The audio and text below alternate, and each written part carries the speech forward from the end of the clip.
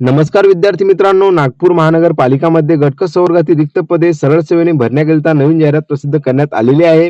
आता या जाहिरातीमध्ये बघा कोणत्या पदासाठी किती जागा रिक्त आहेत, त्यासाठी शैक्षणिक पात्रता काय लागते आणि अभ्यासक्रम काय असणार आहे, वेतन श्रेणी किती दिल्या जाणार आहे, संपूर्ण माहिती आपण आजच्या व्हिडिओमध्ये कव्हर करूया. व्हिडिओ खूप महत्त्वपूर्ण होणार आहे, म्हणून व्हिडिओला शेवटपर्यंत नक्की बघा आणि चॅनलवरती पर्यंत आले असाल तर चॅनलला सबस्क्राईब करायला विसरू नका, जेणेकरून प्रत्येक नवीन भरतीची अपडेट तुमच्यापर्यंत मिळत राहील. तर चला आपण व्हिडिओला सुरुवात करूया. तर बघा तुम्ही इथं बघू शकता की 22/8/2025 या तारखेला जर बघितलं तर नागपूर महानगरपालिकेकडून सविस्तर जाहिरात जिथे प्रसिद्ध करण्यात आलेली आहे. यामध्ये काय सांगण्यात आलेलं आहे की बघा, नागपूर महानगरपालिका नागपूर यांच्या आस्थापनेवरील खालील नमूद केलेल्या गट क संवर्गातील रिक्त पदे सरळ सेवेने भरण्याकरिता आयोजित परीक्षेसाठी या जाहिरातीत नमूद केल्याप्रमाणे पदाची शैक्षणिक अर्हता व इतर अटींची पूर्तता करणाऱ्या पात्र उमेदवारांकडून विविध मुदतीत नागपूर महानगरपालिकेच्या या अधिकृत संकेतस्थळावर ऑनलाईन पद्धतीने अर्ज मागण्यात येत आहे. जे की बघा, तुम्हाला नागपूर महानगरपालिकेचे अधिकृत संकेतस्थळ आहे nmcnagpur.gov.in हे तुम्हाला देण्यात आलेलं आहे. आता बघा, परीक्षेसाठी अर्ज सादर करण्याचे वेळापत्रक बद्दल यामध्ये माहिती देण्यात आलेली आहे. परीक्षेसाठी ऑनलाईन पद्धतीने अर्ज स्वीकृतीचा कालावधी जर बघितला तर 26/8/2025 ते 9/9/2025 या कालावधीमध्ये तुम्ही अर्ज प्रक्रिया करू शकता. परीक्षेसाठी परिपूर्ण अर्ज सादर करण्याची अंतिम दिनांक जर बघितली तर 9 सप्टेंबर 2025 हे असणार आहे आणि ऑनलाईन पद्धतीने विहित परीक्षा शुल्क भरण्याची दिनांक जर बघितली तर बघा 26/8/2025 ते 9 सप्टेंबर 2025 या कालावधीमध्ये तुम्ही केव्हा पण जे परीक्षा शुल्क आहे ते तुम्ही भरू शकता. आणि परीक्षेकरिता प्रवेशपत्र उपलब्ध होण्याच्या दिनांक जर बघितली तर हे जे संकेतस्थळ तुम्हाला देण्यात आलेलं आहे यावरती तुम्हाला उपलब्ध करून देण्यात येणार आहे. आता बघा, कोणकोणत्या पदासाठी किती जागा रिक्त आहेत याबद्दलची संपूर्ण माहिती आपण जाणून घेऊया. तुम्ही इथं बघू शकता, खाली तुम्हाला इथं पदाचे नाव, 7व्या वेतन आयोगानुसार वेतन श्रेणी आणि भराव्याची पदसंख्या जर बघितली किती आहे, संपूर्ण माहिती यामध्ये देण्यात आलेली आहे. टोटल जर बघितलं तर बघा, टोटल जे 10 पदाचे नाव तुम्हाला इथे देण्यात आलेलं आहे. सर्वात आधी बघा, कनिष्ठ लिपिक या पदासाठी S6 नुसार जर बघितलं 19,900 ते 63,200 एवढी वेतन श्रेणी दिल्या जाणार आहे. यामध्ये बघा, तुम्हाला टोटल जर पदसंख्या रिक्त बघितली 60 पदसंख्या रिक्त आहेत आणि विधी सहाय्यक या पदासाठी जर बघितली टोटल 6 जागा रिक्त आहेत.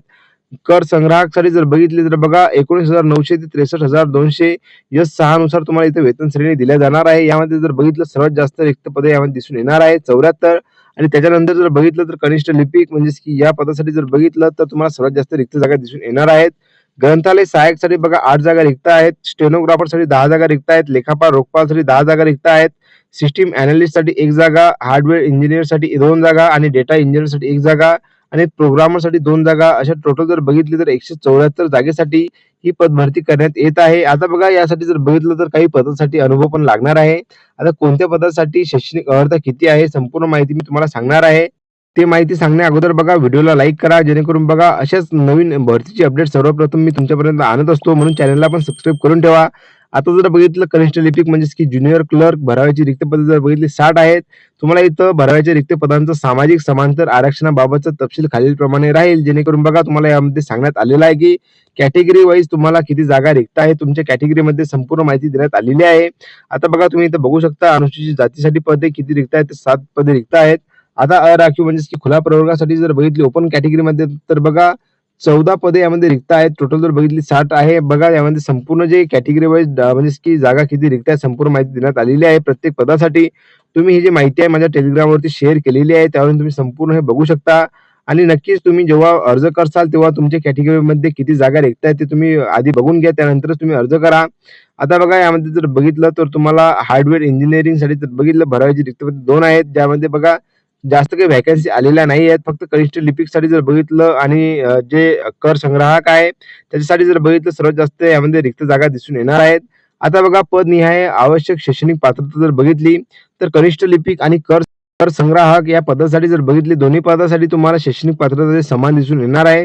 तर बघा, यामध्ये दोन्ही पदासाठी जर बघितलं तर कोणत्याही शाखेची पदवी लागणार आहे आणि मराठी टंकलेखनाची किमान 30 शब्द प्रति मिनिट आणि इंग्रजी टंकलेखनाची किमान 40 शब्द प्रति मिनिट वेग मर्यादेचे शासकीय वाणिज्य प्रमाणपत्र किंवा संगणक टंकलेखनाचे प्रमाणपत्र धारण केलेले असावे.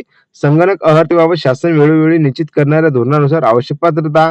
जर दोन्ही यासाठी जर बघितलं तुम्ही शैक्षणिक पात्रता जे समान तुम्हाला लागणार आहे आणि याच दोन्ही पदांमध्ये तुम्हाला चांगल्या प्रकारे नागपूर महानगरपालिकेमध्ये चांगल्या जागा दिसून येणार आहेत.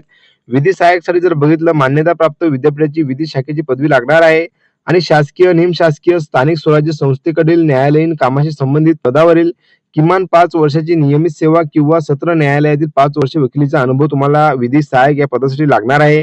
ग्रंथालय सहाय्यकसाठी जर बघितलं तर बघा, महाराष्ट्र राज्य माध्यमिक व उच्च माध्यमिक शिक्षण मंडळाची माध्यमिक शालांत परीक्षा SSC उत्तीर्ण आणि ग्रंथालयाचा सर्टिफिकेट कोर्स तुमचा असणे आवश्यक आहे. बघा, ग्रंथालय सहाय्यकसाठी जर बघितलं तर शैक्षणिक पात्रता SSC म्हणजे की 10वी पास लागणार आहे. पण बघा, ग्रंथालयाचा सर्टिफिकेट कोर्स जर तुम्ही केलेला असेल तरच तुम्ही अप्लाय करा, जेणेकरून बघा तुमचं सर्टिफिकेट यामध्ये मागवण्यात आलेलं आहे. स्टेनोग्राफरसाठी जर बघितलं तर मान्यताप्राप्त विद्यापीठाची कोणत्याही शाखेची पदवी आणि मराठी व इंग्रजी लघुलेखक 80 शब्द प्रति मिनिट परीक्षा उत्तीर्ण केलेली असावी. संगणक अहर्तेबाबत शासन वेळोवेळी निश्चित करणाऱ्या धोरणानुसार आवश्यक पात्रता शासनाची मराठी 40 व इंग्रजी 60 शब्द प्रति मिनिट वेगाची टंकलेखनाची परीक्षा उत्तीर्ण असणे आवश्यक आहे. यामध्ये बघा तुम्हाला अनुभव मागण्यात आलेला आहे. शासकीय निमशासकीय कार्यालयातील स्टेनोटायपिस्ट पदाचा 3 वर्षाचा अनुभव असल्यास प्राधान्य दिला जाणार आहे, तुम्ही लक्षात घ्या. लेखापाल रोखपाल या पदासाठी जर बघितलं तर बघा, मान्यताप्राप्त विद्यापीठाची वाणिज्य शाखेची पदवी म्हणजेच की बघा तुम्हाला सायन्स या विषयातील पदवी मागण्यात आलेली आहे. भारतीय स्थानिक स्वराज्य संस्थेकडे लोकल फायनान्स मॅनेजमेंट DFM पदविका उत्तीर्ण अथवा LGSD किंवा GDC and AA परीक्षा उत्तीर्ण असल्यास प्राधान्य. शासकीय निमशासकीय स्थानिक स्वराज्य संस्थांकडील लिपिक लेखा या पदावरील किमान 5 वर्षाची नियमित सेवा करणे आवश्यक आहे. यामध्ये बघा तुम्हाला इथं अनुभव मागण्यात आलेला आहे. त्याच खाली जर बघितलं तर सिस्टीम ॲनालिस्टसाठी मान्यताप्राप्त विद्यापीठाची संगणक अभियांत्रिकीमधील AICTE द्वारा मान्यताप्राप्त पदवी BE कॉम्प्युटर अर्हता आणि सिस्टीम ॲनालिसिस प्रोग्रामिंग सॉफ्टवेअर डेव्हलपमेंटचे मधील 3 वर्षाचा अनुभव मागण्यात आलेला आहे. बघा, BE कॉम्प्युटर त्यासोबत बघा तुम्हाला 3 वर्षाचा अनुभव यामध्ये मागण्यात आलेला आहे. हार्डवेअर इंजिनिअरसाठी जर बघितलं तर बघा, मान्यताप्राप्त विद्यापीठाची संगणक अभियांत्रिकीमधील AICTE द्वारा मान्यताप्राप्त पदवी BE कॉम्प्युटर आणि संगणक देखभाल व दुरुस्तीचा 3 वर्षाचा अनुभव किंवा बघा मान्यताप्राप्त विद्यापीठाची कॉम्प्युटर हार्डवेअर मधील पदविका आणि 5 वर्षाचा अनुभव यामध्ये मागण्यात आलेला आहे. आणि प्रोग्रामर या पदासाठी जर बघितलं तर मान्यताप्राप्त विद्यापीठाची संगणक अभियांत्रिकीमधील पदविका म्हणजेच की डिप्लोमा अर्हता आणि system analysis programming software development मध्ये 1 वर्षाचा अनुभव तुम्हाला लागणार आहे प्रोग्रामर या पदासाठी. सर्वात शेवटचं जर पद बघितलं डेटा मॅनेजर तर बघा, BE कॉम्प्युटरची अर्हता मागण्यात आलेली आहे. आणि यासाठी जर बघितलं system analysis programming software development मधील 3 वर्षाचा कामाचा अनुभव यामध्ये मागण्यात आलेला आहे. आता जर बघितलं तर बघा, कनिष्ठ लिपिक आणि कर संग्राहक याच पदासाठी जर बघितलं तुम्हाला कुठल्याही प्रकारचा अनुभव यामध्ये मागण्यात आलेला नाही आहे आणि त्यामध्ये सर्वात जास्त तुम्हाला व्हॅकन्सी दिसून येणार आहे, तुम्ही लक्षात घ्या. आता यासाठी जर बघितलं तर बघा, एक्झाम सिलेबस कशा प्रकारे राहणार आहे, वयोमर्यादा काय देण्यात आलेली आहे, संपूर्ण माहिती मी तुम्हाला खाली सांगतो. आता बघा, इथं संपूर्ण आरक्षणाबद्दलची माहिती देण्यात आलेली आहे, तुम्ही सविस्तर वाचून घेसाल. आता बघा, किमान वयोमर्यादा जर बघितली सर्व पदांकरिता 18 वर्ष आहे आणि अराखीव प्रवर्गासाठी 38 वर्षापर्यंत अर्ज करू शकतात आणि मागासवर्गीय जर बघितलं 43 वर्षापर्यंत अर्ज करू शकतात. दिव्यांग व्यक्ती उमेदवार असाल तर बघा 45 वर्षापर्यंत तुम्ही अर्ज करू शकता. प्रकल्पग्रस्त भूकंपग्रस्त असाल तर 45 वर्षापर्यंत तुम्ही अर्ज करू शकता, एवढं तुम्ही लक्षात घ्या. संपूर्ण वयोमर्यादेची जी माहिती यामध्ये देण्यात आलेली आहे. त्याच खाली बघा तुम्हाला अर्हता पात्रता गणनेचा दिनांक आणि निवड प्रक्रिया कशा प्रकारे केल्या जाणार आहे. आता बघा, निवडीची पद्धत मध्ये काय सांगण्यात आलेलं आहे की नियुक्तीच्या पात्रतेसाठी उमेदवारांना चाचणी लेखी परीक्षेत किमान 50% गुण मिळवणे आवश्यक राहील. तथापि अनुसूचित जाती, अनुसूचित जमाती, विमुक्त जाती व भटक्या जमाती, विशेष मागास प्रवर्ग, सामाजिक आणि शैक्षणिक मागासवर्ग, आर्थिकदृष्ट्या दुर्बल घटक, इतर मागासवर्गीय उमेदवारांसाठी 50% ऐवजी 45% गुण मिळवण्याची अट राहील. बघा, जे कोणी उमेदवार म्हणजे की खुल्या प्रवर्गामधून येतात त्यांना 50% गुण मिळवणे आवश्यक आहे आणि जे काही मागासवर्गीय कॅटेगरीचे विद्यार्थी आहेत त्यांना 45% गुण अनिवार्य घेणे आवश्यक आहे. तेव्हाच तुम्ही ज्या लेखी परीक्षेमध्ये पास होसाल, एवढं तुम्ही लक्षात घ्या. कारण की बघा, यामध्ये क्लिअरली ते सांगण्यात आलेलं आहे की लेखी परीक्षेत मागासवर्गीय उमेदवारांना 45% पेक्षा कमी गुण प्राप्त झाल्यामुळे पर्याप्त उमेदवार उपलब्ध न झाल्यास जाहिरातीतील नमूद केलेली पदे रिक्त राहत असली तरीही कोणत्याही परिस्थितीत किमान पात्र गुणांची टक्केवारी 45% पेक्षा कमी केली जाणार नाही. बघा, यामध्ये क्लिअरली ते सांगण्यात आलेलं आहे की 45% पेक्षा जर तुम्हाला गुण कमी मिळाले तर तुम्ही पात्र होणार नाही, तेवढं तुम्ही लक्षात घ्या. आणि ते जर तुमचे पदे जर रिक्त राहिले तर बघा, ते रिक्त पदे तशीच राहणार आहे रिक्त. कारण की बघा, जो विद्यार्थी क्रायटेरिया पूर्ण करेल 45% पेक्षा जास्त मार्क घेणार त्याच विद्यार्थ्यांना क्वालिफाय केलं जाणार आहे, एवढं तुम्ही लक्षात घ्या. त्याच खाली बघा तुम्हाला इथं परीक्षेचे स्वरूप पण देण्यात आलेलं आहे की कशा प्रकारे तुमची एक्झाम होणार आहे. तर बघा, प्रत्येक पदासाठी तुमचे म्हणजे की विषय देण्यात आलेला आहे की कोणत्या विषयामधून किती तुम्हाला मार्क्स विचारला जाणार आहे. आता जर बघितलं आपण कनिष्ठ लिपिक आणि कर संग्राहक या पदासाठी तर बघा, दोन्ही यांचा जो एक्झाम सिलेबस आहे तुम्हाला समान दिसून येणार आहे. त्यामध्ये बघा, मराठी, इंग्रजी, बौद्धिक चाचणी आणि सामान्य ज्ञान हे 4 विषय तुम्हाला दिसून येणार आहे. आणि दोन्हीचा दर्जा जर बघितला तर बघा मराठी इंग्रजीचा दर्जा बघा उच्च माध्यमिक शाळा 12वी आणि बौद्धिक चाचणी आणि सामान्य ज्ञान यासाठी जर बघितलं पदवीचा म्हणजेच की पदवी लेव्हलचा तुम्हाला अभ्यासक्रम विचारला जाणार आहे. यामध्ये बघा तुम्हाला माध्यम जर बघितलं तर मराठीचे क्वेश्चन आहे ते मराठीमधून येतील आणि इंग्रजीचे इंग्रजी आणि बौद्धिक चाचणी आणि सामान्य ज्ञानचे जर बघितलं मराठी व इंग्रजी या दोन्ही भाषेमध्ये तुमची पेपरमध्ये येणार आहे, एवढं तुम्ही लक्षात घ्या. आता बघा टोटल जर प्रश्न संख्या बघितली 100 आहेत आणि गुण जर बघितले 200 आहे. एकूण गुण 200चा पेपर असणार आहे. म्हणजेच की बघा एका प्रश्नाला तुम्हाला 2 गुण देण्यात येणार आहे, एवढं तुम्ही लक्षात घ्या. संपूर्ण माहिती यामध्ये बघा पदानुसार परीक्षेचे स्वरूप तुम्हाला देण्यात आलेले आहे, ते तुम्ही बघून घ्याल.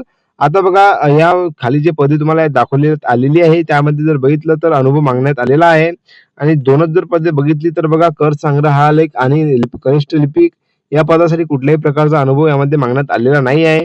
तसेच उपरोक्त प्रत्येक संवर्गाकरिता वेगवेगळ्या स्वतंत्र परीक्षा घेण्यात येतील. तसेच कॉम्प्युटर बेस्ड टेस्ट पद्धतीने घेण्यात येणार असून प्रश्नपत्रिकेचे स्वरूप वस्तुनिष्ठ बहुपर्यायी असेल. म्हणजेच की बघा एका प्रश्नाकरिता तुम्हाला 4 ऑप्शन देण्यात येतील. त्याच खाली बघा तुम्हाला विविध कागदपत्रे, प्रमाणपत्रे अपलोड करण्याबद्दल म्हणजेच की कोणकोणते डॉक्युमेंट आहे यामध्ये तुम्हाला लिस्ट दाखवण्यात आलेली आहे. अधिवास प्रमाणपत्र पुरावा, अर्जातील नावाचा पुरावा, वयाचा पुरावा, शैक्षणिक अर्हता इत्यादीचा पुरावा, जे की बघा तुम्हाला अर्जाची प्रक्रिया जेव्हा तुम्ही म्हणजेच की अर्ज कराल तेव्हा तुम्हाला हे डॉक्युमेंट लागणार आहे. ज्या कोणी विद्यार्थ्यांनी अजूनपर्यंत डॉक्युमेंट काढलेले नसतील तर बघा काढून घ्या, जेणेकरून बघा तुम्ही एक्झाम फॉर्म भरायच्या वेळी तुम्हाला लागणार आहे. त्याच खाली बघा तुम्हाला इथं सर्वसाधारण सूचना देण्यात आलेल्या आहे, जे की तुम्ही वाचून घ्याल जेव्हा तुम्ही अर्ज कराल तेव्हा. आता बघा यासाठी जर बघितलं तर परीक्षा शुल्क किती द्यावं लागेल तर बघा अराखीव प्रवर्गासाठी 1000 रुपये लागणार आहे आणि मागासवर्गीय आर्थिक दुर्बल घटक अनाथ आणि यासाठी जर बघितलं 900 रुपये फी चार्ज लागणार आहे आणि परीक्षा शुल्क जे आहे तुम्हाला ना परतावा असणार आहे. म्हणजे की कुठल्याही प्रकारची जे परीक्षा शुल्क आहे तुम्हाला परत दिल्या जाणार नाही, एवढं तुम्ही लक्षात घ्या. आणि जे कोणी माजी सैनिक उमेदवार असतील त्यासाठी परीक्षा शुल्क लागू राहणार नाही आहे, एवढं तुम्ही लक्षात घ्या. अर्ज सादर करण्याची प्रक्रियेबद्दलची संपूर्ण माहिती यामध्ये देण्यात आलेली आहे. संपूर्ण माहिती इथं बघून घ्याल. आता बघा जेवढी काही या भरतीबद्दलची मेन पॉईंट होते म्हणजेच की महत्त्वाचे जे पॉईंट होते आपण कव्हर केलेले आहे. आता या भरतीबद्दल जर तुम्हाला काही अडचण असेल तर नक्कीच मला कमेंट बॉक्समध्ये कळवा. आता बघा प्रत्येक महानगरपालिकेमध्ये जाहिरात यायला सुरुवात झालेली आहे. याआधी जर बघितलं आपण तर बघा ठाणे महानगरपालिका आणि त्यासोबतच जर बघितलं मीरा भाईंदर महानगरपालिका रिसेंटली मी त्याचा एक व्हिडिओ तुम्हाला बनवून दिलेला आहे. या महानगरपालिकेबद्दलची व्हिडिओ मी तुम्हाला माझ्या YouTube चॅनलवरती दिलेली आहे. त्यावरून तुम्ही सविस्तर माहिती बघू शकता. आता बघा या भरतीमध्ये जर बघितलं तर ज्या कोणा विद्यार्थ्यांचे टायपिंग सर्टिफिकेट म्हणजे टायपिंग पूर्ण झालेले असेल त्यांनी नक्कीच कनिष्ठ लिपिक आणि कर संग्राहक या पदासाठी अप्लाय करावं. ज्यामध्ये बघा चांगल्या प्रकारे तुम्हाला जागा दिसून येणार आहेत. आणि बघा आता तुम्ही कोणत्या महानगरपालिकेच्या भरतीची वाट बघत आहात ते नक्कीच मला कमेंट बॉक्समध्ये कळवा, जेणेकरून मी तुम्हाला अपडेट देऊ शकेल. तर बघा अशा प्रकारची आजची महत्त्वपूर्ण माहिती होती. व्हिडिओ जर का तुम्हाला आवडला असेल तर नक्कीच लाईक शेअर कमेंट करायला विसरू नका. तर चला भेटूया आपण पुन्हा एकदा नवीन व्हिडिओमध्ये नवीन भरतीची अपडेट घेऊन. धन्यवाद.